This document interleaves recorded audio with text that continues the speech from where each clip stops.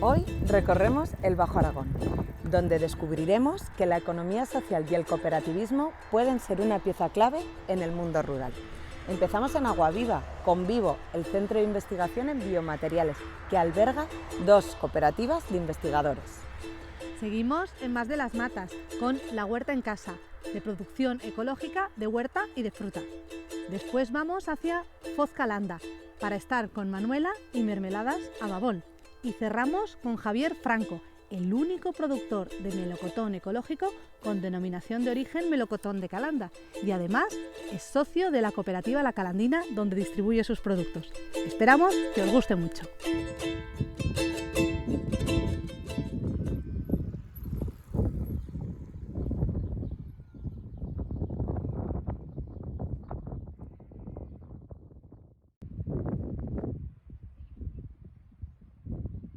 El Centro de Investigación Vivo alberga 2 cooperativas, en él trabajan 2 cooperativas que son Silvestrina y Biocor, ambas englobadas bajo el paraguas de una cooperativa de segundo grado que es Zocánica. Estamos en la ermita de Santa Bárbara, dentro del municipio de Aguaviva. Fue reconstruida hace unos 20 años, se utilizaba para usos culturales y desde nuestra llegada pues hemos alquilado la parte superior y hemos montado aquí el centro de investigación. El hecho de ser una cooperativa de investigación nos permite a los investigadores formar parte de la toma de decisiones y decidir qué queremos investigar y qué no, y cómo nos queremos organizar nuestro trabajo. Lo que queremos son estudiar biomateriales donde la materia prima sean desechos agrícolas de la zona, con lo cual podemos reaprovechar lo que nos da el terreno.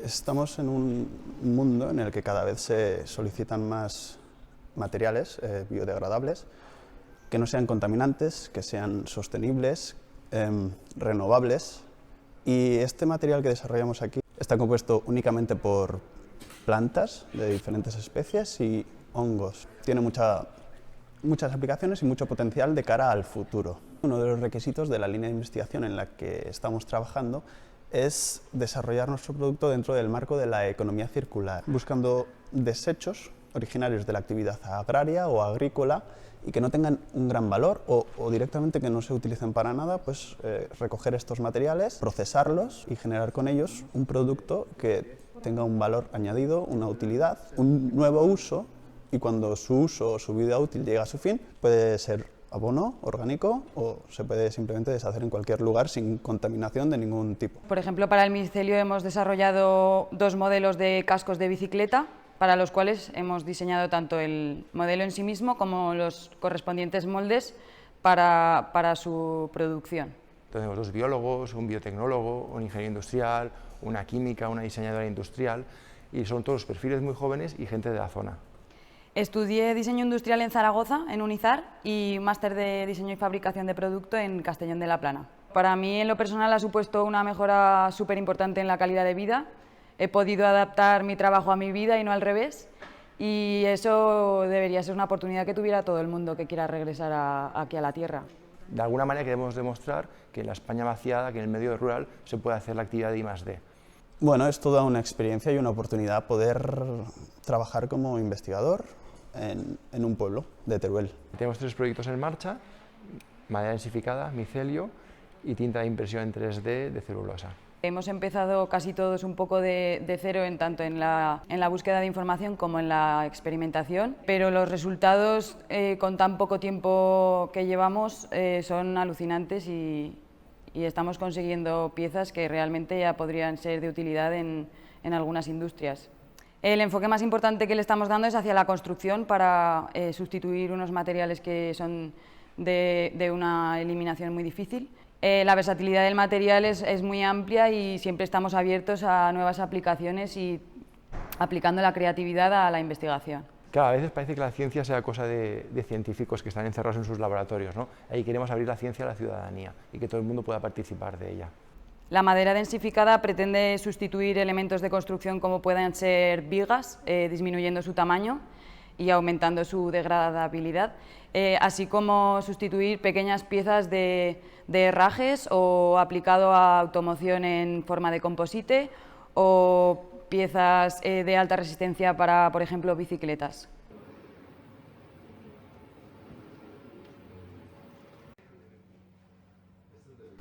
Pues a ti que estás viendo este vídeo, quiero decirte que en pocos años te construirás una casa hecha de paja y setas. Estáis todos invitados a venir a visitarnos cuando queráis. Yo diría a la gente que se duche menos y que recicle más.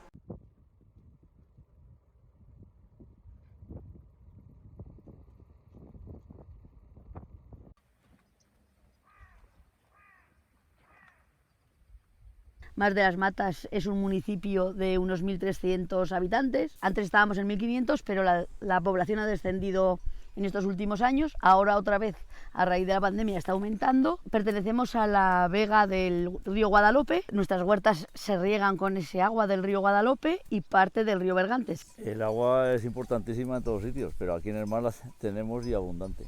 La Huerta en Casa es un proyecto de producción propia en ecológico. Lo que trae dinero económicamente es la venta y producción de productos ecológicos. Tenemos avena, tenemos trigo, tenemos cebada, tenemos alfalfa, tenemos todas las hortalizas, tenemos los melocotones, las almendras, o sea, las manzanas y la oliva. Nosotros además participamos con el Centro de Transferencias Agroalimentarios del Gobierno de Aragón, participamos en un ensayo de manzanas. Hay 9 variedades en proyecto, o sea que se están estudiando y a ver lo que sale de ahí. Actividades en sí lleva la Huerta en Casa, lo que pasa que así como yo, por ejemplo, pues luego tengo nuestro rebaño de ovejas. Es la ojinegra digamos la oveja principal de Teruel, o ha sido toda la vida, y está casi en peligro de extinción y es la que hemos querido volver a recuperar para hacer el ternasco de Aragón. Son tierras más bien flojas, explotaciones pequeñas, entonces la agricultura por sí sola yo creo que no tiene suficiente vida. Ya que tenemos las ovejas, aprovechamos el estiércol para la agricultura ecológica. Pasamos de tener ganadería y trabajar en convencional a quedarnos solo con el ecológico.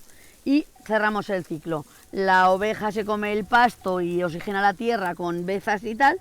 Ahí luego plantamos hortalizas en ecológico, puesto que han sido abonadas por el fiemo y el estiércol de nuestras ovejas. Y luego eso, tenemos una tienda y venta online en la que vendemos nuestros propios productos. Cerramos el círculo completo de lo que es nuestra economía. Producimos en ecológico porque creímos en su día que era importante el cambio. Primero por la calidad de los productos y luego de cara a comercializarlos creo que era muy importante también.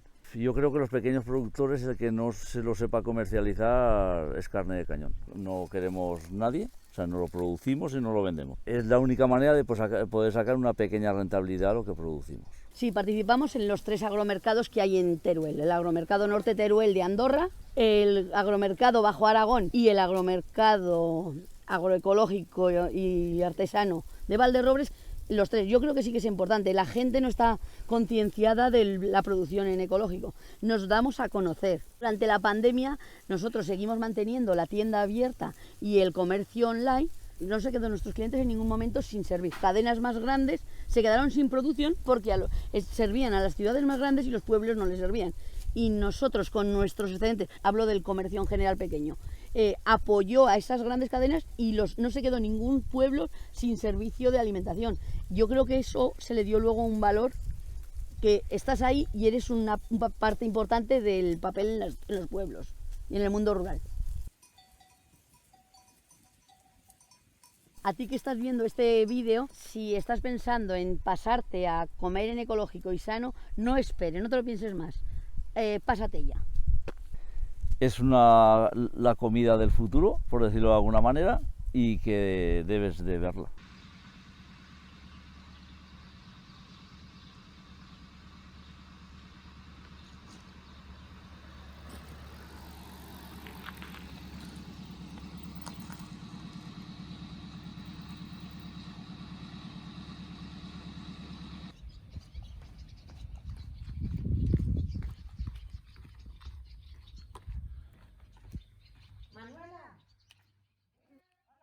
Mermeladas El Ababol es un trocito de mí envasado en un bote de cristal.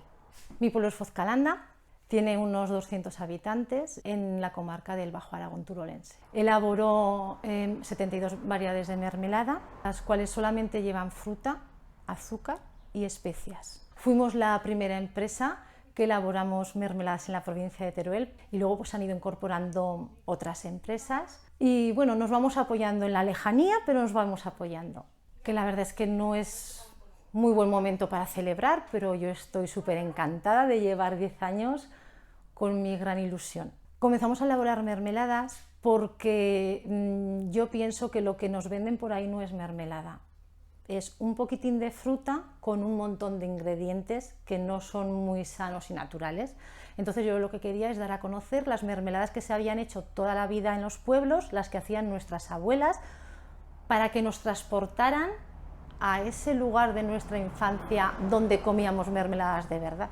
Mi obrador es súper sencillo porque creo que elaborar unas mermeladas artesanas y hechas como toda la vida no necesitan de grandes máquinas, sino de tiempo, ¿vale? Y el tiempo es una perola, una paleta y paciencia, ya está. No me lo pusieron muy sencillo. Fueron mucho papeleo, fueron 2 años de no, hasta que tuve que demostrar que yo tenía la razón, ¿vale? Que unas mermeladas hechas solamente con fruta y azúcar, como se habían hecho toda la vida en casa, eran aptas para... eran comestibles, o sea, se podían vender, se podían consumir y no pasaba nada. Tengo una línea de mermeladas sin azúcares añadidos. La empecé a elaborar porque yo antes hacía pequeñas ferias por aquí por los alrededores y yo siempre tengo mermeladas para degustar encima de mi mesa. Y venía un abuelico, ay hija mía, es que no puedo comer azúcar. Y venía al siguiente y te decía lo mismo. Y de ahí salió decir, pues bueno, vamos a hacer una línea sin azúcares añadidos. Son 100% fruta, llevan más trabajo, requieren más tiempo, pero eso no quiere decir que no sean tan sumamente buenas como cualquier fruta que te puedes comer. La elaboración de las mermeladas son totalmente naturales y manuales. Desde que comenzamos por la mañana pelando la fruta, elaboramos en perola regirando con pala, envasamos a mano, cerramos a mano y luego los botes, en vez de tener un autoclave, lo que tenemos es una marmita que no deja de ser una olla gigante, donde metemos los botes con agua y le hacemos el proceso del baño María como se han hecho toda la vida, la conservación, y algunas de ellas tienen 3 años de vida útil. En este momento tenemos 72 variedades de mermelada, tenemos tantas variedades para poder trabajar durante todo el año, porque cuando no es temporada de fresa es temporada de melocotón, cuando no de higos, entonces es una rotación de todo el año, es fruta de temporada, entonces claro, hay que aprovechar la fruta que cada temporada nos da. Algunas de nuestras mermeladas más especiales son colaboraciones con cocineros, con blogueros, que ellos nos dan su receta y lo que nosotros hacemos es transformarla en una mermelada. Los últimos productos que hemos elaborado son los chutneys, que son salsas agridulces elaboradas con frutas, hortalizas, vinagre y especias. Tenemos 4 y la verdad es que están teniendo muchísima aceptación. Tenemos 2 vías de comercialización que son muy sencillas: venta directa a tiendas o nuestra tienda online. La venta directa es importante porque es un contacto más tú a tú y es algo más personal, más humano, más cariñoso. Es otra cosa, es distinto. A ti que me estás viendo, te quiero dar las gracias por consumir productos artesanos del mundo rural.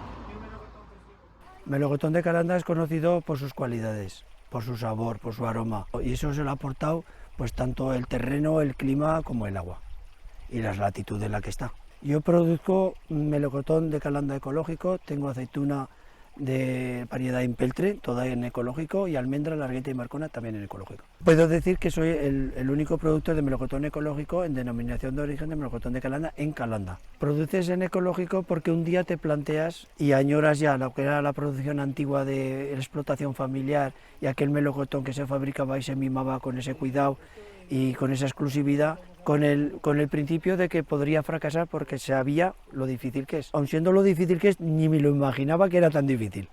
A mí me han apoyado desde siempre la cooperativa de la Calandina. Decidimos hacer melocotón ecológico, pero la Calandina hacía melocotón convencional como todo el pueblo. Y ahora en estos momentos estamos con producción ecológica y ellos la comercializan desde la cooperativa de la Calandina.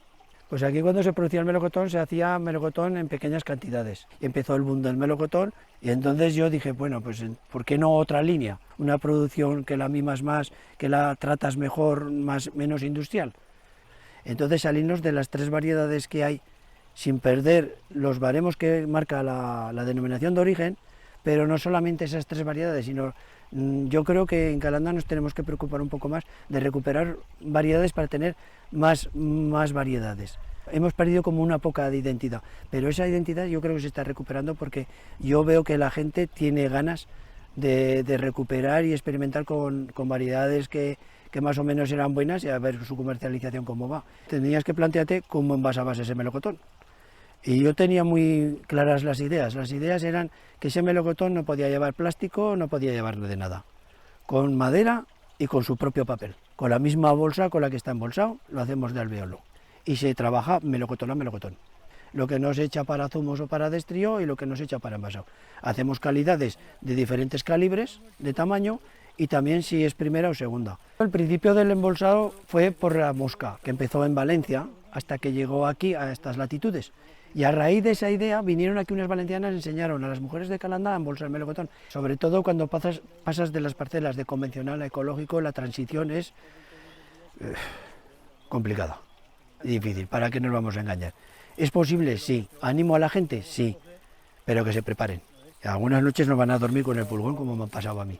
¿Pero se puede? Sí. Pero claro, es una transición muy fuerte porque estamos abonando durante muchos años con abonos, todos con procesos de síntesis y de variaciones, porque antiguamente se usaba potasa de cantera, fosfato de cantera, pero ahora incluso son abonos líquidos y todo es toda esa base de química. Entonces eso altera todo el sistema orgánico de la tierra, lo altera.